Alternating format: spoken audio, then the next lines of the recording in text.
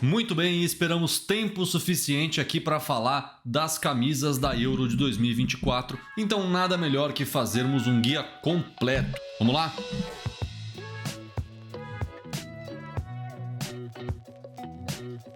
E antes da gente começar um vídeo, um recado super rápido. Se você ainda não conhece o Hall da Flâmula, meu nome é Guilherme, aqui a gente fala sobre design esportivo, te entrega a análise mais completa da camisa do seu time do coração, ou no caso desse vídeo aqui, a melhor coletânea, porque é o que faremos hoje falando das camisas da Euro 2024, uma real coletânea, um real guia de camisas, um guia de mantos, para que você acompanhe comigo os detalhes e os pormenores de cada um dos detalhes das principais camisas da Euro 2024. Então, se você gosta desse tipo de conteúdo, a chance de você encontrar o Hall da Flâmula novamente é muito pequena. Então se inscreva no canal, clica no sininho e sempre que a gente postar vídeo novo, um conteúdo novo, você vai receber. Tá? Esse vídeo será a parte 1 de 2 vídeos que a gente vai tratar exclusivamente os materiais da Adidas. São muitas camisas, né, pessoal? Acabei de comentar aqui, são muitas camisas e a gente não tem como compartimentar tudo em um vídeo só. Então precisarei colocar em 2 vídeos, o primeiro falando dos materiais da Adidas, o segundo dos times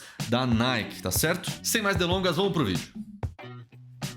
Bom, quem conhece o Hall da Flâmula sabe que a gente sempre faz uma análise completa da camisa, isso quando a gente vai falar de uma camisa só. E até por se tratar de uma competição com muitos lançamentos de camisa, a gente não vê aquele trabalho todo em desenvolvimento de marketing e material promocional como a gente vê principalmente para os lançamentos de clubes, tá? Então começamos aqui com um panorama de 24 equipes, 24 seleções, dentre as quais 9 são patrocinadas pela Nike. A mesma coisa acontece com a Adidas. No caso da Euro 2024, a gente está falando da segunda maior patrocinadora, pelo menos em quesito de número de equipes qualificadas. A Adidas então começa, como sempre, apresentando o seu modelo, o seu best in class de design para a Alemanha, a seleção nacional de onde ela é originária, a própria Adidas, e que sempre teve um carinho especial dentro da Alemanha. Carinho esse que vai acabar agora que a Nike assinou com a Alemanha e a partir de, se não me engano, 25 ou 26, a gente deve ter os novos uniformes feitos pela Nike. Ok, numa rápida pesquisa aqui, isso deve acontecer a partir de 27. Então 26 ainda vai ser possivelmente a última coleção que nós veremos pela Adidas para a Alemanha, muito possivelmente na Copa de 26, né? Mas voltando aqui para a camisa, a gente consegue já observar algumas coisas, né? Não posso passar muito tempo aqui nas camisas, principalmente porque são muitas, mas a gente precisa só fazer um highlight de algumas coisas muito interessantes. Nós vimos agora na Copa de 2022 este absurdo aqui, né? Uma camisa da Bélgica que foi feito também pela Adidas, obviamente, mas que tinha esse padrão de fogo escalando pelas mangas. Essa foi uma das coisas mais estranhas que eu já vi, parecia uma daquelas estampas de futebol de várzea, que parece que foi colocada uma estampa por cima da camisa, que as pessoas acham que vai ficar legal quando você coloca, mas que quando você vê de longe fica tenebroso. Essa é a minha opinião pessoal com relação a essas labaredas aí na manga. Parece que a Adidas aprendeu com isso e colocou nessa camisa da Alemanha uma sensação de fogo muito mais interessante do que aquela da Bélgica. Primeiro que o anteparo aqui é branco e não preto, como aquela da camisa da Bélgica.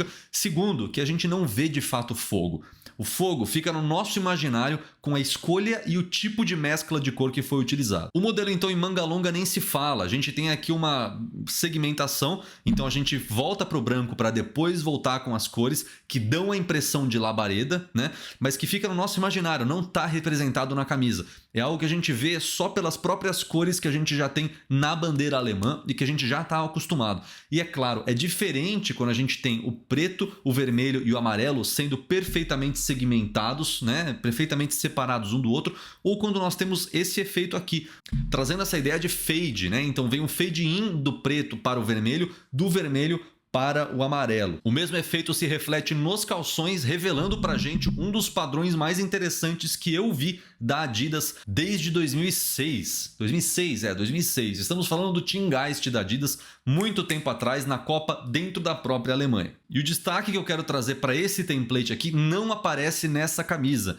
Na minha opinião, esse é um template interessante, porque ele permite as estampas aqui na parte do ombro, dentro do formato raglan, mas que nessa parte, na utilização desse kit exclusivo, a gente não vê tão bem representado e vocês verão qual que é. Passando para a camisa 2 da Alemanha, a gente vê a Adidas fazendo as maiores maluquices de todas, né? Eu sou mais fã da camisa 2, um pouco mais voltada para o escuro. Eu sinto que isso traz uma visão mais clássica para mim. Eu pessoalmente acompanhei as camisas Away da Alemanha sempre como camisas escuras. A gente tinha historicamente aquele uso da camisa verde, muito associado à DFB, né, que é a associação, a federação, etc., alemã, que tem essa coloração verde, enfim, mas que o rosa, na minha opinião, não conecta muito.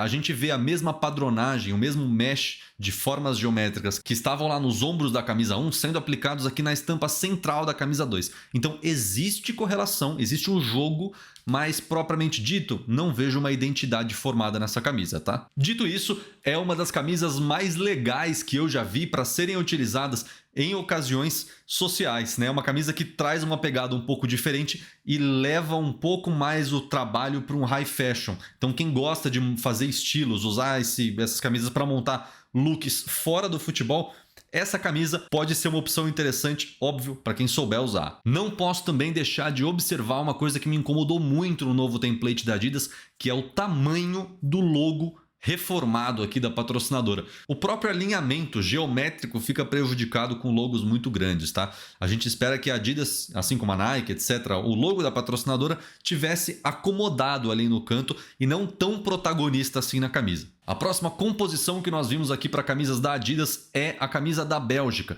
Então assim, a gente já passou, né, como eu mostrei, aquela última composição da Adidas para a Bélgica no ano de 2022 para a Copa do Mundo, essa pegada do vermelho vivo sobre o preto com as labaredas que eu falei que eu achei over. O que eles estão tentando entregar nessa camisa é uma pegada um pouco mais sóbria. Esse é o primeiro ponto que a gente precisa entender.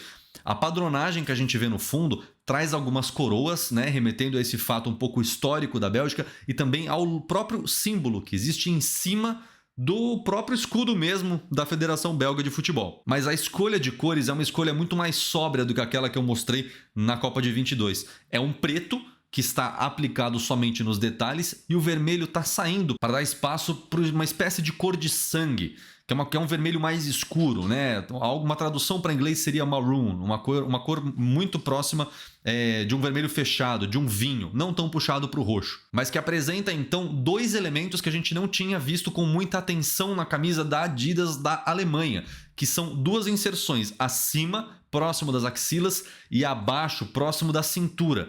Elas estão colocadas em duas cores diferentes, o preto e o dourado sendo uma variação do amarelo e o pano de fundo nesse vermelho cor de sangue, a variação do próprio vermelho que estão na bandeira da própria Bélgica. Então a Adidas mudou essas duas cores para fazer uma composição mais sóbria, que parece uma camisa de gala. Essa camisa ficou um pouco carregada, porque essa padronagem no fundo, ela não casa muito bem com esses elementos visuais que ficam no entorno da camisa. Fica bem mais legal quando a gente consegue apagar o entorno visual para dar destaque para o embossing que está aqui no meio, para essas estampas que tem, esses quadriculados aqui. Quando a gente quer dar destaque para a extremidade, no entanto, eu acho bacana deixar liso ou uma padronagem só com um fade de cor, talvez, aqui na parte central, deixa bem destacado as extremidades, que eu acho que é o que seria ideal para essa camisa 1 da Bélgica. A camisa 2 da Bélgica é uma das mais bonitas. A composição do azul claro com o branco dá uma pegada muito leve para a camisa. O Manchester City historicamente usa esse tipo de azul, esse tipo de composição, e a própria gola polo nessa composição eu achei que ficou legal. O que estragou, no entanto, foi a composição. A gente sabe que as camisas 2 da Bélgica geralmente são camisas claras, camisas brancas, até para fazer a função desportiva de diferenciar da camisa 1, que é uma camisa tipicamente escura. Agora, o que tentaram fazer com essa camisa 2, assim, vocês devem ter visto, né? Muito bem, mas para quem não viu, né, o Hall da Flâmula vai te mostrar. Essa é a camisa do Tintin. O Tintin, que é um personagem belga de quadrinhos de investigação e ação e uma certa comédia e tal, quem conhece aí, deixa nos comentários, tem origem belga.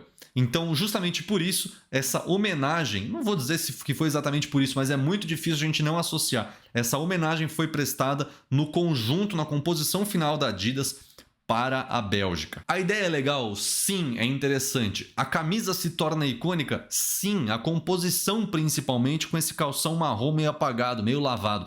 Eu acho que isso fica muito mais legal para uma camisa ou para uma composição pré-jogo do que de fato dentro do jogo. Eu acho que a gente tira um aspecto de seriedade que seria importante. Vou chamar atenção para um take em específico que revela que essa camisa e essa composição já incorporam uma coisa interessante no template da Adidas, que é a continuidade entre camisa e calção. Dê uma olhada naquele destaque inferior na parte da cintura que eu comentei lá na camisa 1 e como ele continua para o calção.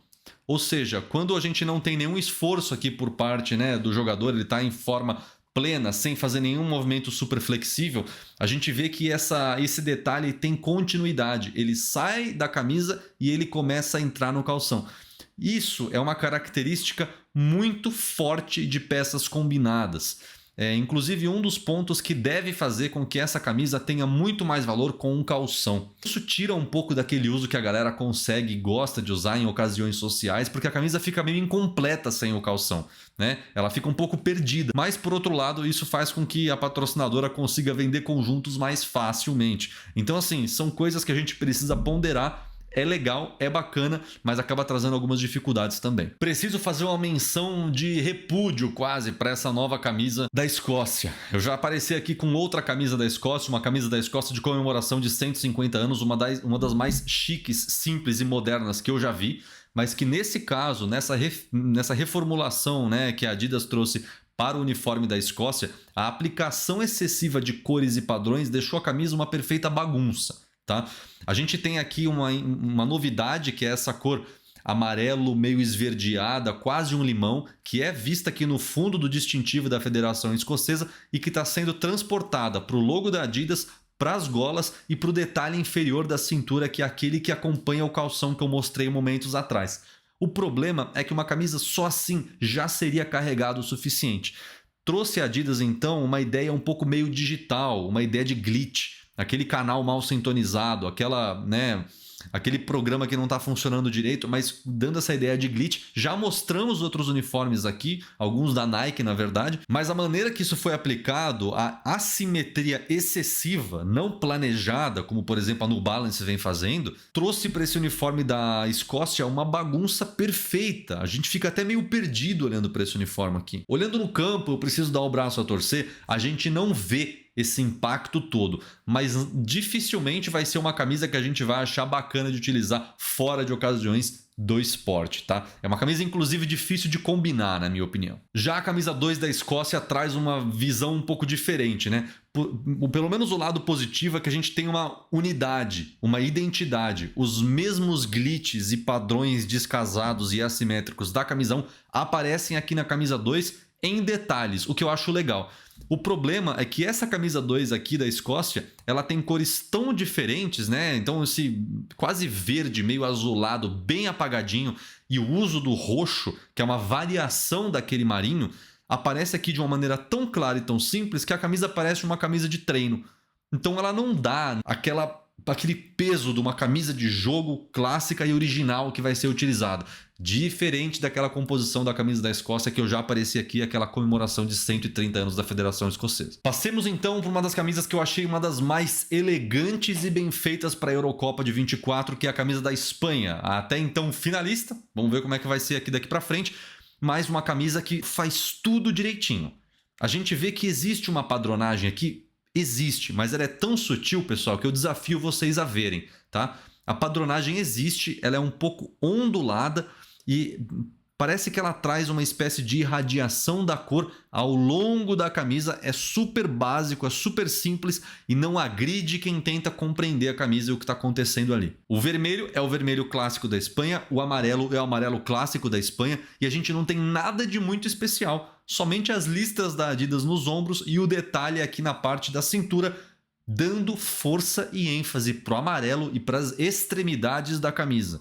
Alguma coisa que poderia ser melhor nessa camisa para dar um pouco mais de sabor seria um detalhe tipo aquele na camisa da Alemanha, talvez nas mangas, nos ombros, nessa parte do recorte raglan talvez fizesse algum sentido. Agora, o que deixa a composição verdadeiramente bonita é esse calção azul, esse royal bem forte, um azul bem clássico e vibrante, que faz uma quebra muito interessante com o vermelho da camisa, né? Já expliquei aqui, vermelho e azul são cores de conflito.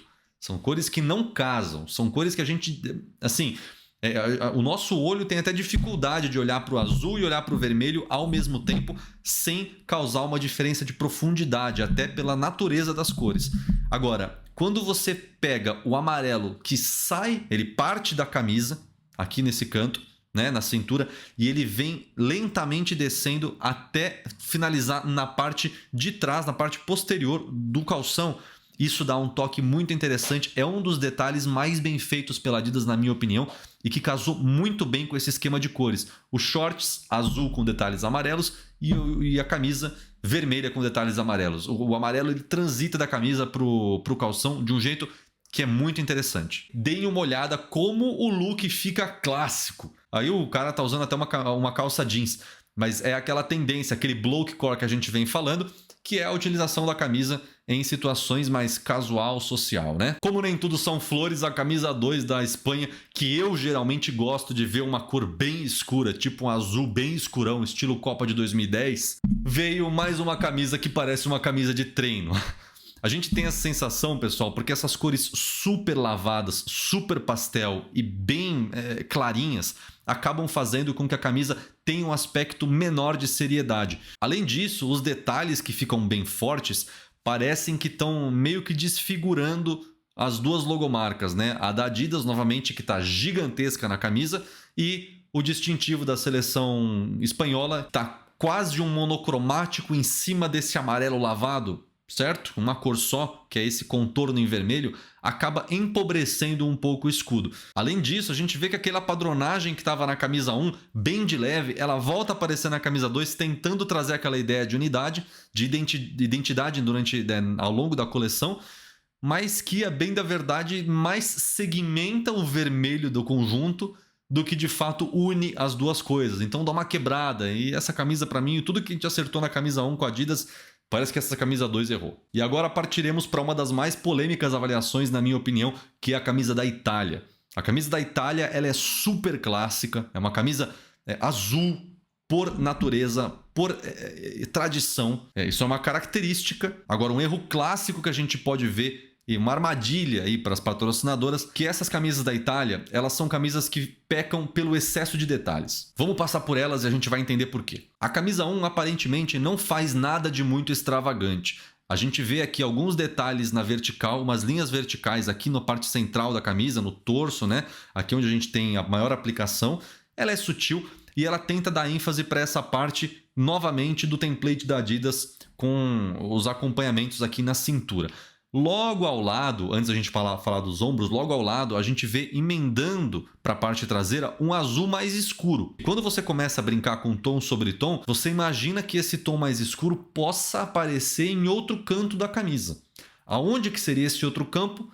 Nos ombros. Então é esse padrão que a gente começa a identificar quebrando aqui na parte inferior, na barra da camisa, contra as costas, indica que a gente vai ver um tom sobre tom nessa camisa. No entanto, quando a gente vai ver os ombros, o que a gente identifica na verdade é a réplica da bandeira. É costume da Adidas fazer isso, né? Utilizar as 3 listras para brincar com as cores dos países europeus que, vejam só, são países com bandeiras com basicamente 3 listras, né? Salvo algumas poucas exceções, como Espanha, Portugal e etc. Mas 3 cores que geralmente simbolizam a bandeira do país. Então tá fácil para a Adidas fazer isso para todas as seleções. Por que ela não faz? Porque dificilmente isso vai conversar com o resto da camisa. Eu sou contra essa aplicação, a não ser que seja feita com muito cuidado. Nesse caso, descasou. O que ficaria legal aqui no ombro seria uma aplicação de azul bem escuro. Talvez até escurecendo um pouco o azul que está ali na parte das costas e na parte aqui da lateral do torso, próximo da axila. Isso traria uma composição muito elegante. Quando você coloca essas 3 cores para cima, ele deixa a camisa um pouco mais infantil. A camisa fica muito colorida e você perde um pouco nos detalhes, tá? Aonde você vê que a camisa verdadeiramente ganhou foi nesse uso casual. Então a gente vê o rapaz aí com uma calça que parece ser de alfaiataria, utilizando a camisa da Itália. A camisa da Itália, o azul, ele é muito clássico. Ele acaba ficando bom em muitas situações. Então, nesse caso, eu preciso dar o braço a torcer e falar que de verdade não ficou ruim. Mas na aplicação do uniforme eu senti falta da continuidade do azul escuro. Ou se era para colocar as 3 listras da bandeira da Itália, de repente alguma outra referência, ou simplesmente tirar esse azul escuro e deixar ele contínuo, dando ênfase para essas cores italianas no ombro. Uma das duas coisas, tá? Não tem espaço para que as duas coexistam. Agora, um dos pontos interessantes na composição da Adidas para a camisa italiana é que, como o detalhe da camisa é branco e os shorts é branco, não dava para esse acompanhamento continuar na cor branca. O que eles fizeram então? Um degradê para o azul. E de novo, a gente vê como se fosse uma indecisão. Não ficou ruim, na minha opinião, esse caso foi até um caso exemplo de bem feito a transição do degradê da camisa para o calção, mas que a gente vai se perder, né? A gente não sabe se esse azul corresponde com a parte central da camisa ou com a parte mais escura. É a briga do tom sobre tom. Agora, o que realmente ficou bagunçado foi a camisa 2. A camisa não é feia, mas ela é bagunçada. São tantos elementos na parte externa que, pelo menos, a única coisa certa que a Adidas fez nessa camisa foi limpar o centro. Com o centro limpo, a gente consegue olhar para as extremidades. Agora, o ponto principal é, a gente não sabe se a gente olha para o verde, para o vermelho ou para o azul. Esse azul poderia ser simplesmente tirado da camisa, que a camisa ia ficar muito mais bonita. Essa sim de verdade com as cores da bandeira da Itália. Olha a parte traseira que tem muito menos incidência de azul e você consegue apreciar a mescla do verde com o vermelho sobre o branco. A gente tem uns detalhes muito bem feitos nesse novo template da Adidas, então aproveitaria já muito bem. Mas não, você incide o azul ali na gola, no logo da Adidas, que também poderia ser branco, apagando o logo da Adidas completamente sim, mas ficaria bonito, e você conseguiria ver a camisa da Itália na plena cor da bandeira. Isso seria muito legal, o azul deu uma atrapalhada nisso aí. Agora, quem realmente não acha que esse logo da Adidas tá gigante, tá maluco, né? Agora, vamos parar um momento só para apreciar a camisa da Itália de 2022-23?